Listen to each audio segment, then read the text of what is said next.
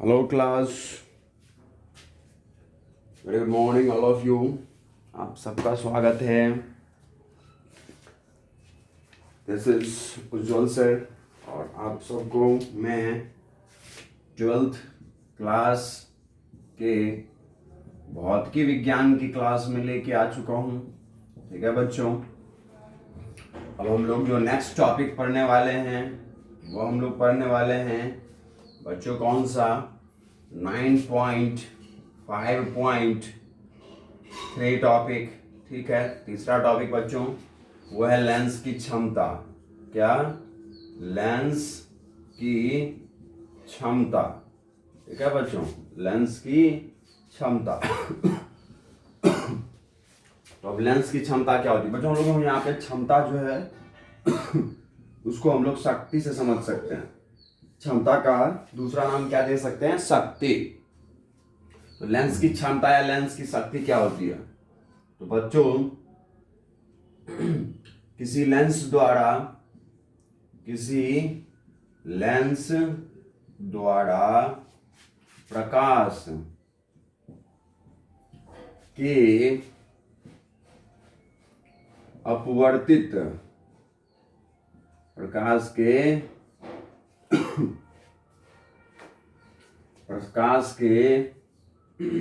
आपतित किरणों को अपवर्तन, ठीक है ना, अपवर्तन के पश्चात मोड़ने, ठीक है ना, मोड़ने की क्षमता, ठीक है ना, मोड़ने की क्षमता लेंस की क्षमता कहलाती है बच्चों। ठीक है, लेंस की क्षमता कहलाती है। समझिएगा क्या है ये, समझिएगा बच्चों। हम कह रहे हैं कि किसी लेंस द्वारा प्रकाश के आपतित किरणों के अपवर्तन के पश्चात के किरणों को मोड़ने की क्षमता लेंस की क्षमता कहलाती है बच्चों। ठीक है, देखिए जैसे बच्चों ये हमारे पास क्या है? लेंस है। ठीक है, उभयउतल लेंस है। यहाँ से कोई वस्तु रखा हुआ है, मान लीजिए मुख अक्ष पे O, यहाँ से कोई प्रकाश निकला बच्चों और जाके आपतित हुआ किस पर? लेंस पर। तो लेंस इस आपतित प्रकाश को अपवर्तन के पश्चात कितना मोड़ देती है, ठीक है, उसे अपने वास्तविक पथ से बच्चों, इसे अपने वास्तविक पथ से, देखो इसका वास्तविक पथ था, इस वास्तविक पथ से इसे मोड़ दिया गया। तो ये कोण क्या हो गया बच्चों? डेल्टा। मान लेते हैं डेल्टा। अगर ये कोण बच्चों डेल्टा है, ये वाला कोण कौन सा है? ये वाला कोण कौन सा है बच्चों? डेल्टा।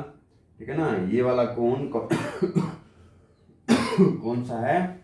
डेल्टा। तो बच्चों हम लोग इस कोण को भी कितना मान लें? डेल्टा। ठीक है ना, क्या मान लें? डेल्टा मान लें। ठीक है, ये समझे कि और पहले लेंस की क्षमता समझ में आ गई मुझे। क्या कि भाई किसी लेंस द्वारा प्रकाश के आपतित किरणों के अपवर्तन के पश्चात के किरणों को मोड़ने की क्षमता है, क्या कहलाती है बच्चों? लेंस की क्षमता कहलाती है। कंफर्म, इसमें तो कोई दिक्कत नहीं है। ठीक है, चलिए आपने इसको मान लिया भैया, मान लीजिए, इसको छोड़ दीजिए। आपने किसी प्रकाश को किसी बिंदु से लेंस पर आपतित किया तो उसके वास्तविक पथ से मोड़ने की क्षमता क्या कहलाती है बच्चों? इस मोड़ने की क्षमता उसको वास्तविक पथ से प्रकाश को मोड़ने की क्षमता क्या कहलाती है? ये लेंस की क्षमता कहलाती है। ठीक है, लेंस की क्षमता कहलाती है बच्चों। ठीक है, लेंस की क्षमता कहलाती है बच्चों। लेंस की क्षमता को P से व्यक्त करते हैं। किसे व्यक्त करते हैं? P से व्यक्त करते हैं। ठीक है बच्चों, ओके। आगे देखना बच्चों, क्या लेंस की क्षमता को लेंस की क्षमता को, ठीक है, लेंस के फोकस दूरी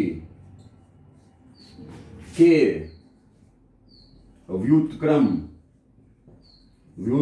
के पदों में व्यक्त किया जाता है। व्युत्क्रम के पदों में व्यक्त किया जाता है, ठीक है, व्युत्क्रम के पदों में व्यक्त किया जाता है, ठीक है, व्युत्क्रम के पदों में व्यक्त किया जाता है। बच्चों हम लोग अभी मैंने क्या कहा कि लेंस की क्षमता को हम लोग किसे दिखाएंगे, P से, ठीक है ना। दैट मीन्स बच्चों कि P और F के बीच में जो संबंध होता है वो किसका होता है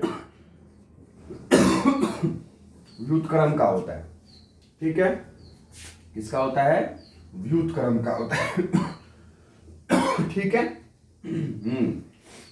इसका मतलब यहां से क्या पता चलता है बच्चों कि अगर F, किसी भी लेंस का अगर F बच्चों, या फिर मान लो कि लेंस की क्षमता अगर कम हो, किसी लेंस की क्षमता दूसरे के मुकाबले कम हो, मतलब P पावर जो है, लेंस की जो पावर है वो किसी दूसरे लेंस के मुकाबले कम है बच्चों, तो उसका फोकस दूरी क्या होगा, ज्यादा होगा। व्युत्क्रम है ना एक दूसरे के, अगर पावर शक्ति कम है तो फोकस ज्यादा होगा, और अगर किसी का पावर लेंस की क्षमता ज्यादा है तो उसका फोकस क्या होगा, कम होगा। बिल्कुल भैया, अगर ये इसकी क्षमता कम हुई प्रकाश को मोड़ने की, तो यह प्रकाश ज्यादा नहीं मुड़ेगा बल्कि थोड़ा ही मुड़ के आगे जाके जो है ना क्या करेगा, आगे जाके अपनी, है ना, अपनी जो ना उत्पत्ति करेगा, प्रतिबिंब का निर्माण करेगा। तो दैट मीन्स बच्चों इस लेंस की फोकस दूरी बढ़ जाएगी, ठीक है ना। तो दैट मीन्स कह सकते हैं कि बच्चों कि किसी भी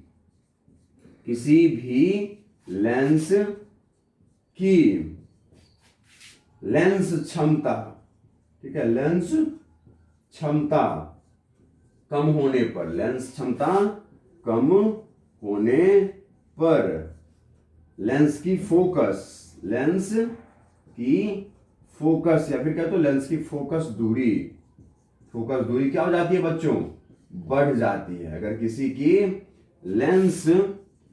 लेंस की लेंस क्षमता बच्चों कम है तो उसकी फोकस दूरी क्या होगी, बढ़ जाएगी, या फिर फोकस दूरी अधिक होगी। कहिए भैया, बढ़ जाने का मतलब हुआ कि हम लोग तुलनात्मक वाली बात कर रहे हैं, समझिएगा, क्या हो जाती है बच्चों, अधिक हो जाती है, ठीक है, या फिर अधिक होती है, ठीक है। अगर किसी लेंस का बच्चों फोकस दूरी किसी दूसरे के मुकाबले, मतलब किसी लेंस की लेंस क्षमता जो है किसी दूसरे के मुकाबले कम है, तो उसकी फोकस दूरी क्या हो जाएगी, बढ़ जाएगी। और चाहे वो किसी भी प्रकार का लेंस हो सकता है, चाहे वो उत्तल लेंस हो चाहे वो अवतल लेंस हो, कोई दिक्कत नहीं, समझिए, आप समस्या आना चाहिए बच्चों। चलिए ठीक है बच्चों, यहाँ पे जो हम लोग फिगर बनाने वाले हैं वो हम लोग देखिएगा ये वाली फिगर लेने वाले हैं, देखिएगा ध्यान से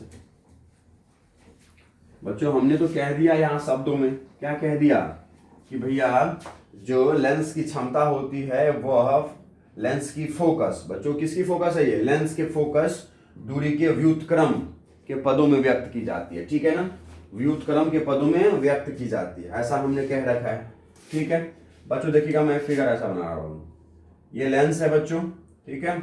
अगर बच्चों लेंस के मुख अक्ष के समांतर कोई प्रकाश की किरणें आपतित हो रही है, तो आप ही मुझे बताएं यह अपवर्तन के पश्चात कहां से जाएगी, फोकस से जाएगी, पक्का ना, एकदम कंफर्म बताइएगा, देखिए हिचकिचाइएगा मत, पक्का ना। तो यहाँ किसका निर्माण होगा, प्रतिबिंब का, और जहां प्रतिबिंब का निर्माण होगा वो बच्चों क्या होगा, फोकस। भैया मुख अक्ष के समांतर आने वाली किरणें अपवर्तन के पश्चात किस बिंदु पर मिलती है, फोकस पे मिलती है, फोकस पे प्रतिबिंब बन रहा है इसका, बोलिए हाँ या ना, बिल्कुल।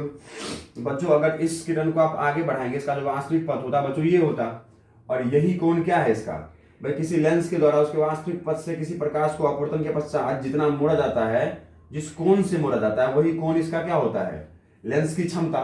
बच्चों अगर ये कोण डेल्टा, तो बोलो अंदर वाला कोण कितना, डेल्टा, बिल्कुल हाँ या ना। और बच्चों ये मुख अक्ष से जितने ऊपर से किरण आ रहा है वही तो है ना वस्तु की ऊंचाई, बोलो हाँ या ना, पक्का। तो अगर ये h है बच्चों, तो यहां से लेके यहां तक बताओ क्या है, h है, बोलो हाँ या ना।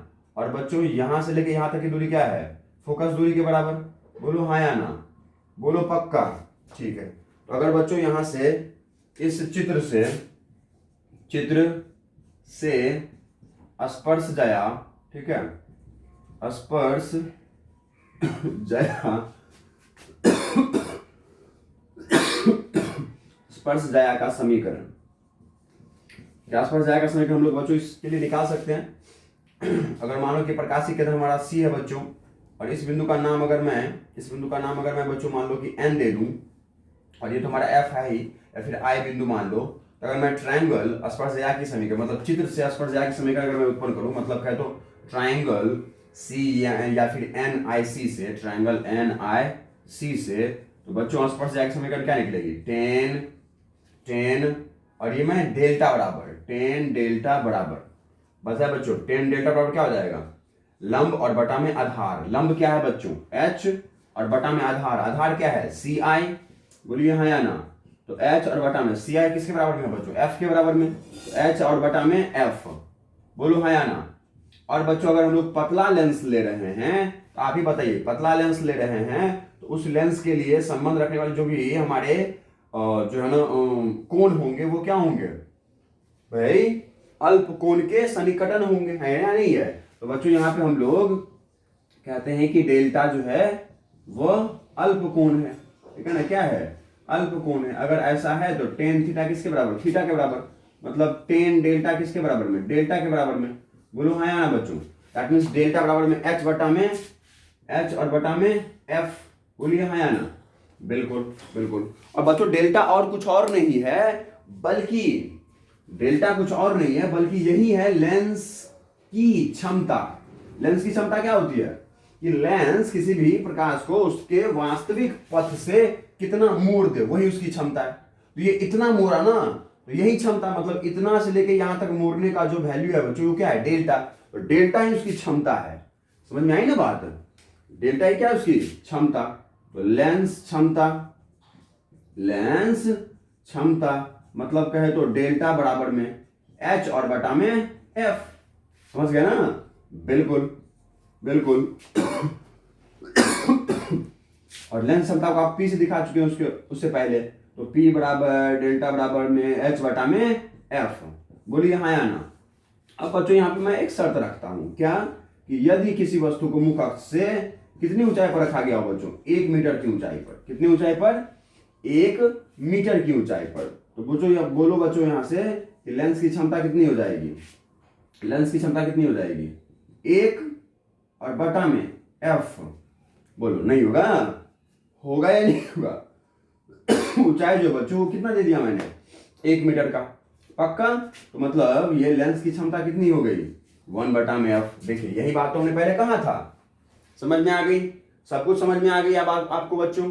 ये पहले क्यों लिखा मैंने, क्योंकि यह कहने के लिए कि भैया जिस लेंस की जो है ना फोकस पावर कम होगी, क्षमता कम होगा, फोकस ज्यादा होगा, मतलब फोकस दूरी ज्यादा होगा, ठीक है ना। तो ये बात कहने के लिए मैंने वहां पर लिखा व्युत्क्रम क्या होता है। फिर मैंने उसके लिए आपको व्यंजक उत्पन्न करके भी दिखा दिए कि p बराबर 1 बटा f कैसे आता है, समझ में आई बच्चों। चलिए ठीक है, अब उसके बाद है बच्चों, यदि आप फोकस दूरी बच्चों मीटर में लेते हैं, किसमें लेते हैं, फोकस अगर आप मीटर में मापते हैं, किसमें मापते हैं, मीटर में, तो लेंस के क्षमता का मात्रक बच्चों, लेंस के क्षमता का मात्रक क्या होता है, डायोप्टर होता है। क्या होता है, डायोप्टर, ठीक है ना, डायोप्टर, जिसे हम लोग कैपिटल डी से दिखाते हैं बच्चों, डायोप्टर होता है। अगर आप फोकस दूरी को किसमें माप रहे हैं बच्चों, मीटर में, हाइट जो लिया है आपने वो किसमें लिया है, मीटर में, समझ गए ना, बिल्कुल बिल्कुल। ओके, अब देखिए बच्चों, मीटर में लिया हो, है ना, अब देखिए, तो दैट मीन्स कह सकते हैं बच्चों क्या कि अगर हम लोग 1 मीटर की फोकस दूरी वाला लेंस लेते हैं बच्चों, लेंस है, तब लेंस की क्षमता कितनी हो जाएगी, लेंस की क्षमता मतलब p बराबर फोकस दूरी कितना हो गया, 1 मीटर का, तो दैट मीन्स बच्चों 1 मीटर का, बोलो हाँ या ना, तो क्षमता कितनी हो जाएगी बच्चों, 1 डायोप्टर, ठीक है ना। कोई दिक्कत नहीं, समझने में दिक्कत होना चाहिए। चलिए ठीक है, अब थोड़ी सी बात है समझिए, और नहीं होना चाहिए यह, बहुत ही आसान बात है सबसे बच्चों, ठीक है। ओके अब सुनिएगा बच्चों,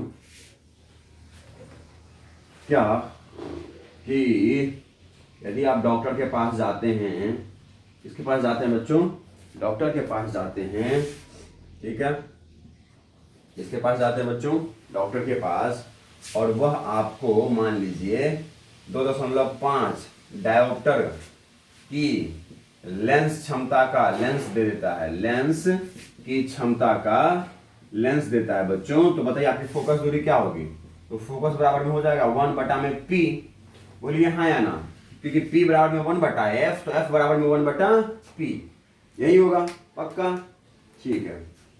उसके बाद बच्चों अब आपने f बराबर 1/p, p का वैल्यू कितना लिया है बच्चों आपने 2.5, और डायोप्टर बच्चों, डायोप्टर कुछ और नहीं होता है, बल्कि ये डायोप्टर बराबर बच्चों 1/मीटर होता है ना, तो दैट मीन्स मीटर बराबर क्या हो जाएगा 1/डायोप्टर, तो 1/डायोप्टर को आप सीधा क्या लिख सकते हैं बच्चों, मीटर, और 1 में 2.5 बच्चों, पॉइंट्स को रहेगा तो ऊपर चला जाएगा 10, बोलिए हाँ या ना। अगर बच्चों मीटर को सेंटीमीटर में बदलना चाहते हैं तो आप 100 से गुना कर दीजिए, कर दिया मैंने, और नीचे था 25, और ये अब किस में आ जाएंगे बच्चों, सेंटीमीटर में, 25 को 100 से भाग करेंगे तो 4 आ जाएगा, 10 को 4 से गुना करेंगे तो बच्चों 40, तो 40 सेंटीमीटर, लेकिन चिन्ह क्या है बच्चों, प्लस का, तो दैट मीन्स बच्चों अगर आप किसी डॉक्टर के पास जाते हैं और अगर वो 2.5 डायोप्टर की लेंस की क्षमता का लेंस लगाता है आपके चश्मों में, तो आप समझ जाइए उस लेंस की फोकस दूरी कितनी है बच्चों, 40 सेंटीमीटर, ठीक है, उस लेंस की फोकस दूरी कितनी है 40 सेंटीमीटर। और बच्चों धनात्मक समझिएगा, आप बताओ उत्तल लेंस अगर आपने लिया है और उसके समांतर मुख अक्ष पे अगर आपने प्रकाश आपतित किया है, तो अपवर्तन के पश्चात कहाँ जाके प्रकाश जो है ना अपवर्तित किरणें मिल रही थी, आगे, और आपको पता है बच्चों चिन्ह परिपाटी से कि प्रकाशिक केंद्र से जिस तरफ प्रकाश आपतित है हमारे, उसी दिशा में अगर दूरी मापा जाए तो यह बच्चों किस में आएंगे, धनात्मक। तो दैट मींस बच्चों उत्तल लेंस का जो फोकस होता है वो क्या होता है, धनात्मक होता है। उत्तल लेंस का फोकस क्या होता है बच्चों, धनात्मक। तो यहाँ पे वैल्यू धनात्मक आया है, इसका मतलब उसको लेंस कौन सा लगाया गया है, उत्तल लेंस लगाया है बच्चों, बोलिए हाँ या ना, बिल्कुल।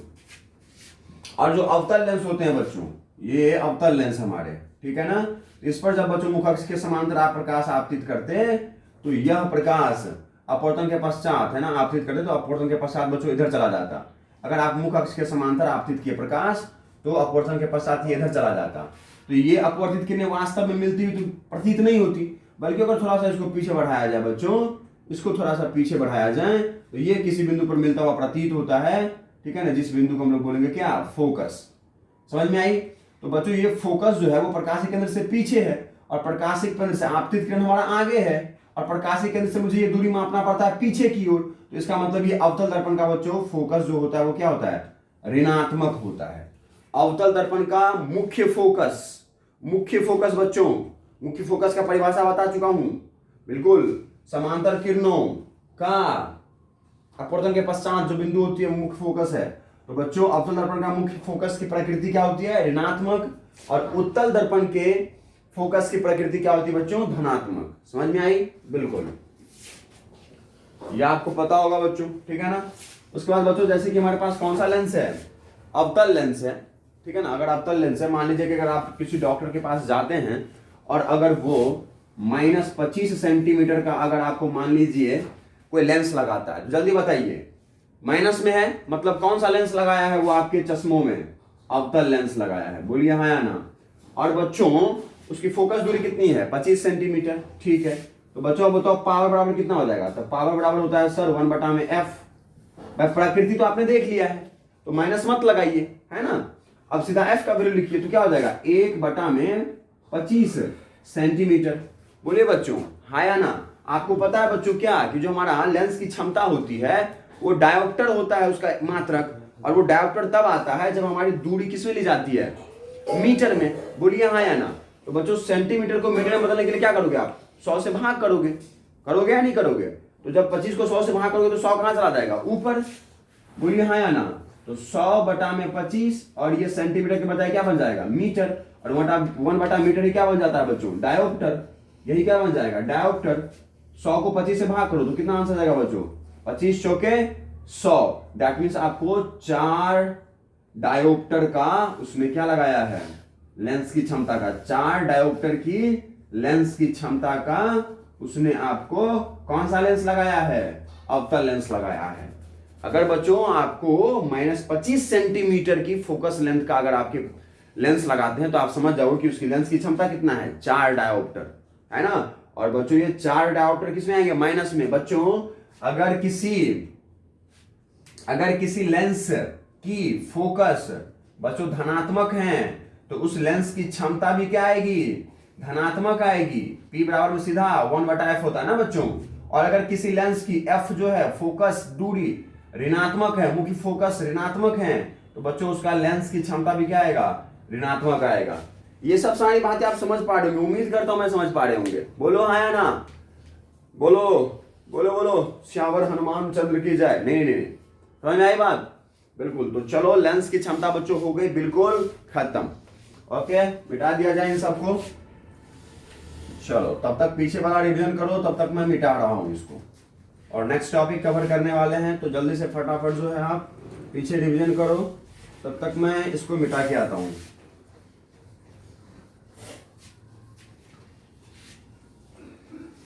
पीछे वाले तब तक देखो जब तक कि मैं इसे मिटा नहीं देता, ठीक है।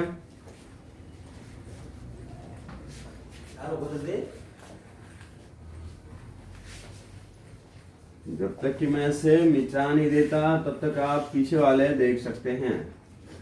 ओके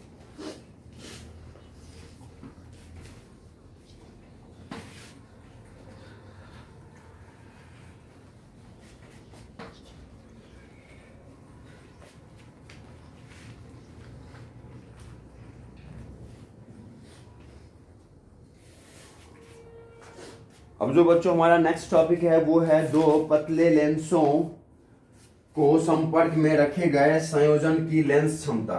ठीक है, क्या कि दो पतले ठीक है लेंसों, ठीक है ना, लेंसों ठीक है लेंसों दो पतले ना लेंसों को संपर्क में रखने पर लेंस की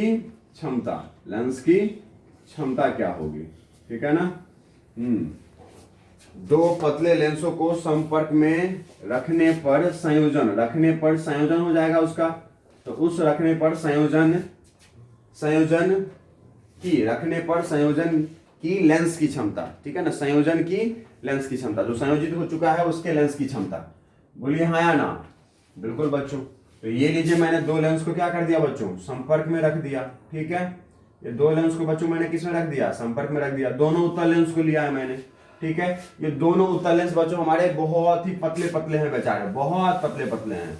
और पहले वाले का फोकस, अगर लेंस है बच्चों तो उसकी कोई ना कोई फोकस होगी, फोकस दूरी होगा, उस लेंस से संबंध रखने वाला उसकी कोई ना कोई फोकस दूरी का वो लेंस होगा। समझ में अगर आ गई, दैट मींस कि वह कोई ना कोई फोकस दूरी वाला लेंस होगा। तो ये f1 फोकस दूरी वाला लेंस है, ये हमारा f2 फोकस दूरी वाला लेंस है। ठीक है बच्चों। ओके, यह दो लेंस लिया हमने, इसका प्रकाशीय केंद्र यहाँ कहीं होगा, इसका प्रकाशीय केंद्र यहाँ कहीं होगा। बोलिए बच्चों, लेकिन ये दोनों इतने पतले लेंस हैं कि इन दोनों प्रकाशीय केंद्रों को संपाती माना जा सकता है। ठीक है ना।